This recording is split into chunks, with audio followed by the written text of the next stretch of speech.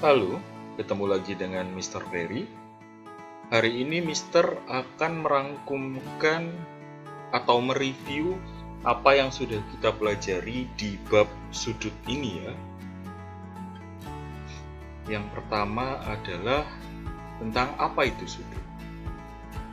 Contohnya masih sama, Mr. punya sebuah buku. Buku itu mempunyai 4 sudut. Kok bisa 4 sudut? Ini dia sudutnya 1, 2, 3, dan 4. Contoh kedua, Mr. punya meja. Meja mempunyai 4 sudut juga. Sudutnya ada di 1, 2, 3, 4. Sudutnya ada di situ, di pinggir-pinggirnya, di pojok-pojoknya. Jadi meja mempunyai 4 sudut. Kemudian perlu diingat juga bahwa sudut yang dinamakan sudut jika secara gambar itu ini garis merah, itu ada garis merah yang ada di situ adalah besar sudut dari 2 buah garis lurus ini. Jadi sudut ini ya, sudut adalah ini. Besar sudut berarti besar jarak antara garis ini dan garis ini adalah, jadi yang merah itu yang disebut dengan sudut. Kemudian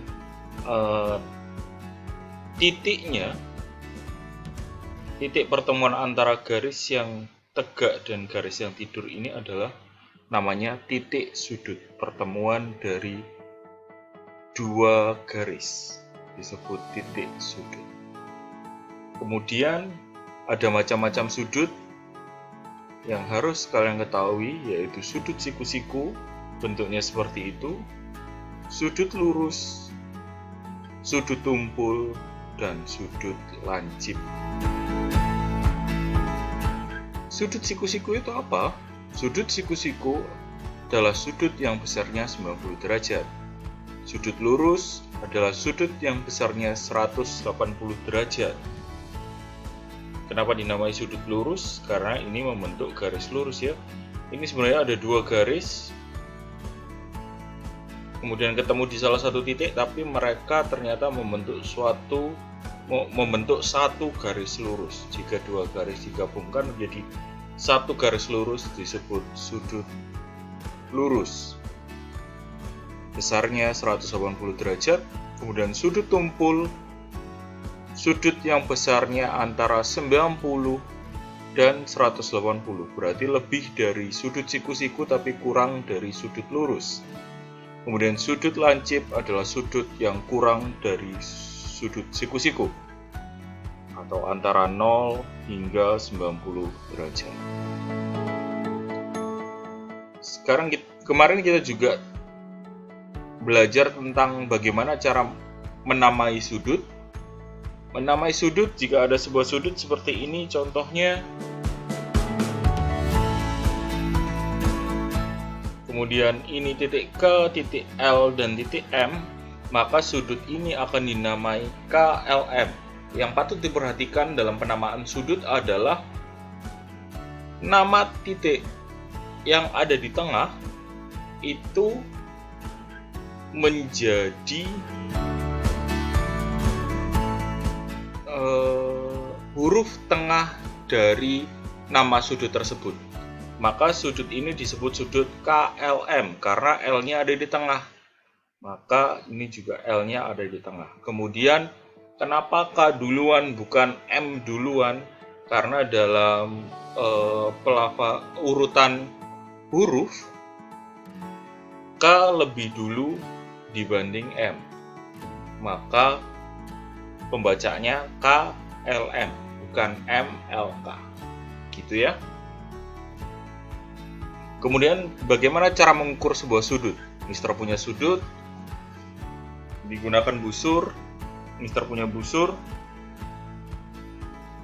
Nah, alat untuk mengukur sudut namanya busur. Ini ya bentuknya seperti penggaris, tapi berbentuk setengah lingkaran.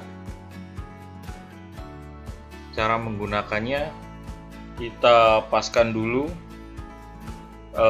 titik sudutnya ke titik tengah yang ada pada busur, kemudian kita luruskan garis bawah sudut dengan angka 0, kemudian kita lihat garis yang kedua ini mengarah ke angka berapa. Jika 0-nya ada di skala bagian dalam, ini skala dari busur ya.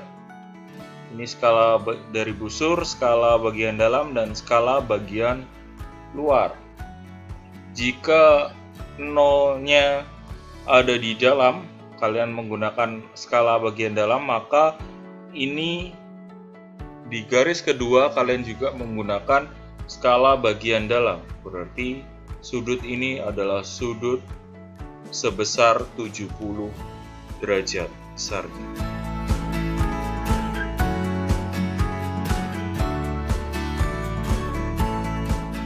Itu tadi review dari Mister. Semoga bermanfaat, semoga bisa mengingatkan kalian pada materi yang sudah kita pelajari.